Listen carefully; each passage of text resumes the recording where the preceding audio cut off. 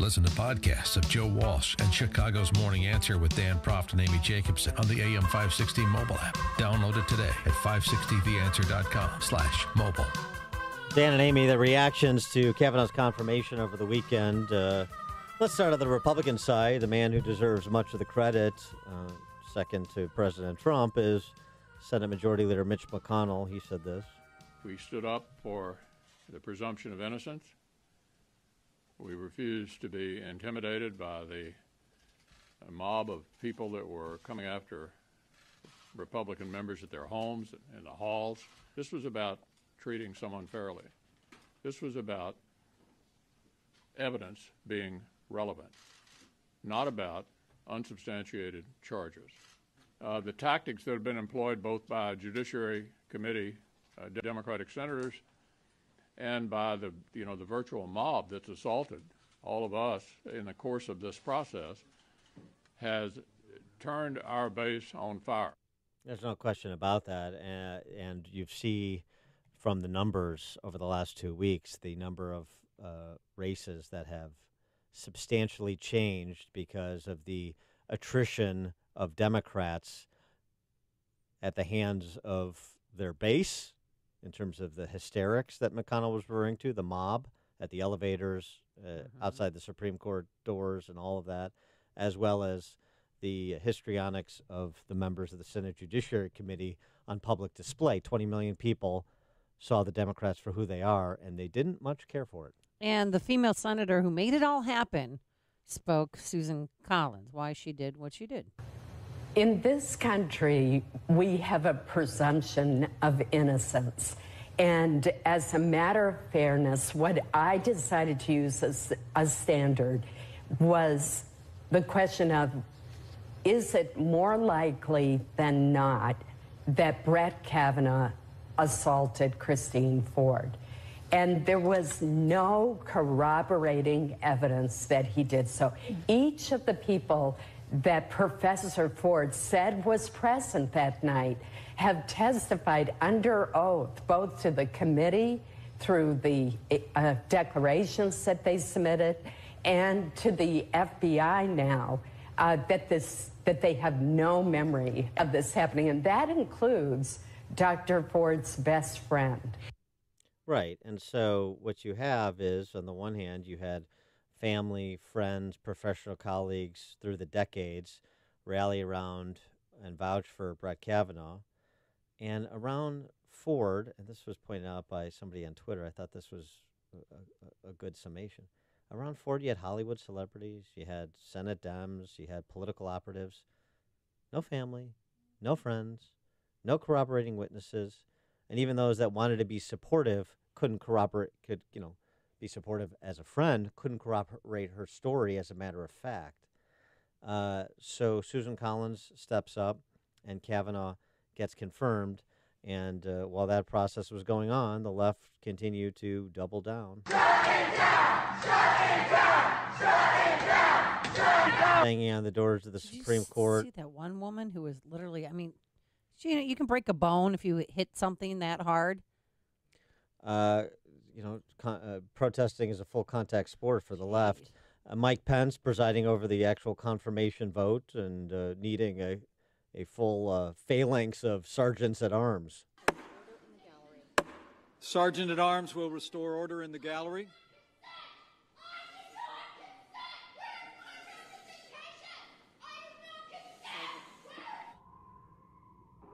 I believe that was Mazie Hirano. Not sure. But so interrupted multiple times for the confirmation vote. And just the reactions pouring in from the left.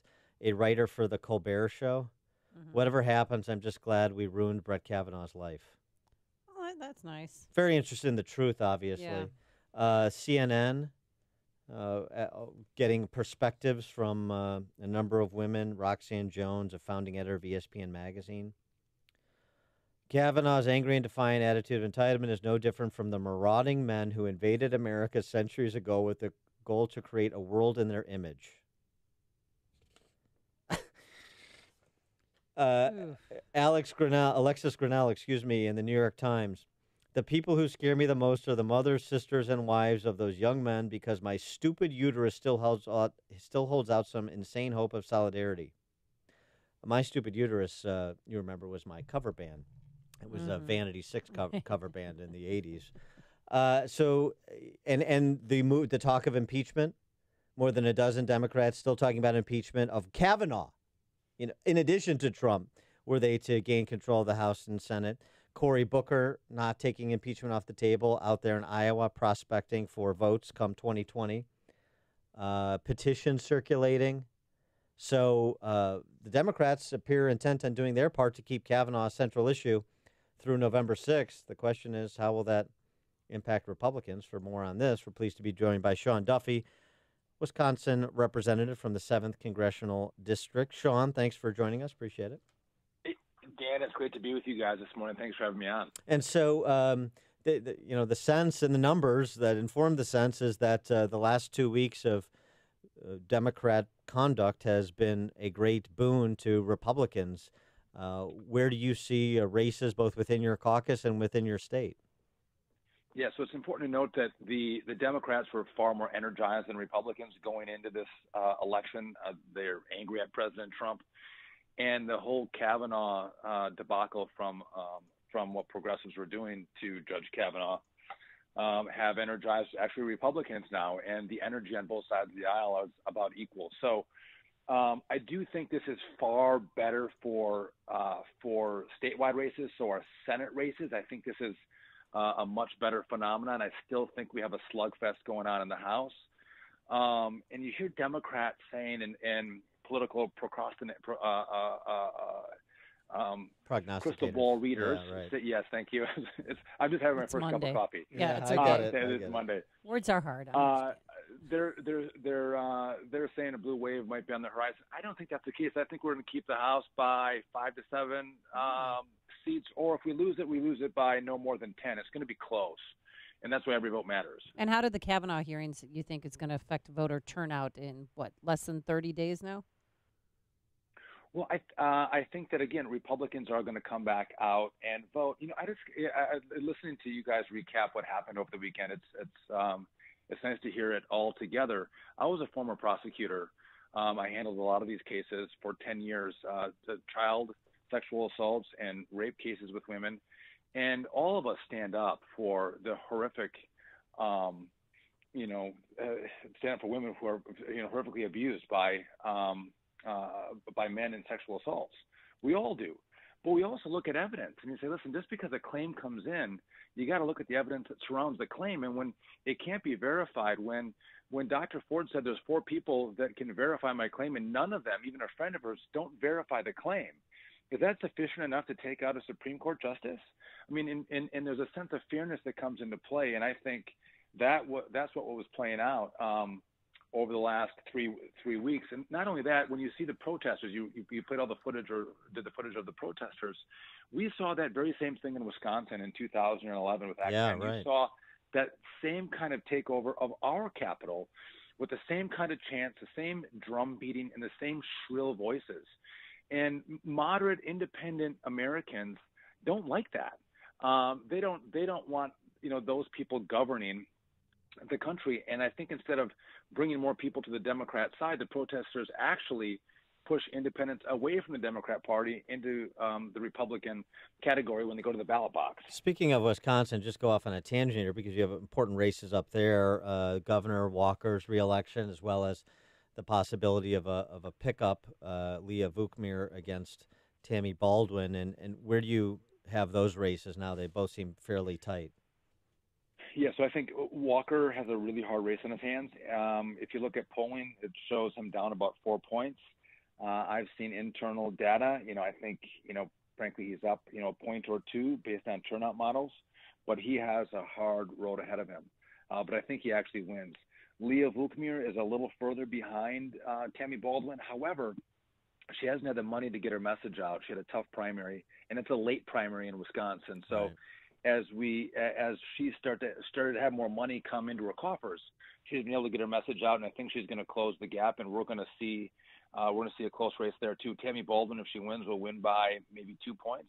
But I think Leah Vukmir frankly, can squeak out a victory by 1 point up in Wisconsin. And here, we're considered a blue state, but we've been trending more to the right because of the successes we've had. I mean, what we've done in Wisconsin, you now see Donald Trump doing on the federal side, where we reduced regulation, we lowered taxes, and we saw great economic growth. We saw us balancing our budget, which frankly that's not happening in the federal government, but we did balance our budget in Wisconsin. And the same thing's happening federally, and that's why I think you've seen the transition to more conservative Republican leadership in our state. Well, it's also attitudinal, isn't it? You sort of mentioned it. The siege on Madison, the state capitol in 2011, and Walker and legislative Republicans held their ground, passed the budget repair bill, and all the doom and gloom predictions of the left did not come true, and the predictions of turning around Wisconsin did come true. And people look at evidence, going back to actually being concerned about not just a charge or a position, but actually evidence that supports it or doesn't support it. And that's, it seems to me, what Trump and Republicans did in this instance. And frankly, I think there's a lot of Republicans out on the hustings that haven't seen that kind of fight and unyielding position from Republicans for quite some time, and they're rather encouraged by it. Yeah, I think that's a really good point. So oftentimes Republicans who don't have culture, who don't have liberal media, we get attacked all the time. And often when we're attacked, we cower and we back down.